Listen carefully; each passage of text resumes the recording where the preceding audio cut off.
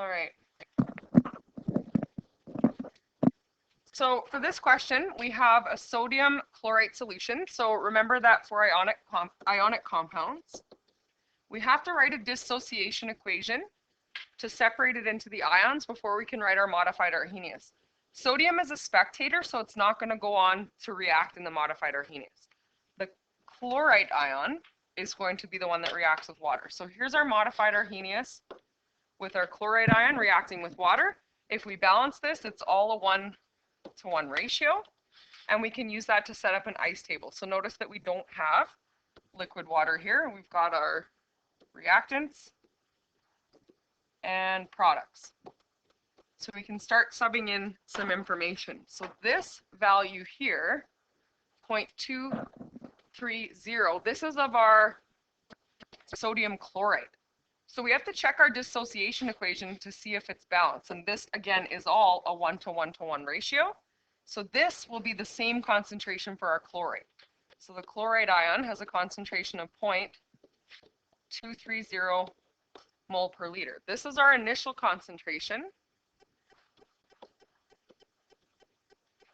of the chloride. The other piece of info that we have is the pH. So I know the pH at equilibrium for this solution. This will be able to, I can work my way through to find the hydroxide concentration. My first step is to convert the pH into POH though. So POH equals 14 minus 11.1. So pH equals 2.90. This is my pH, POH, sorry.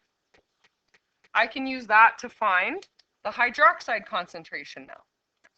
So 10 to the negative POH, or 10 to the negative 2.90, will give me the concentration of hydroxide.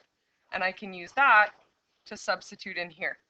So 10 to the negative 2.9 is 0.00126. These are both a 1-to-1 ratio.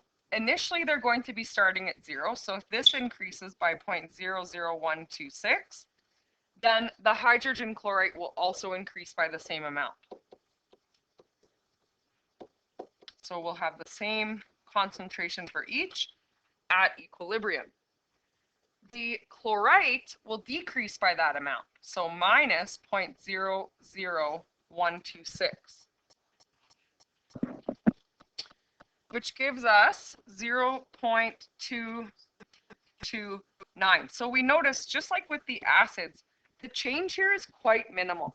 So typically we could ignore this if we were solving and we had to substitute in an X here, but since I do know the value for the change, we might as well sub that in. A lot of times when you round it to significant digits here, it ends up giving you the same value that you started with anyways. Now we can solve for Kb. So Kb is products over reactants.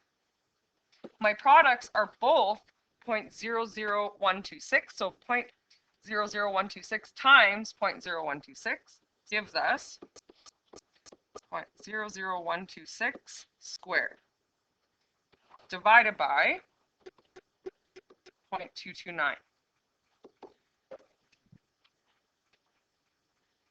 Kb of 6.9 times 10 to the minus 6.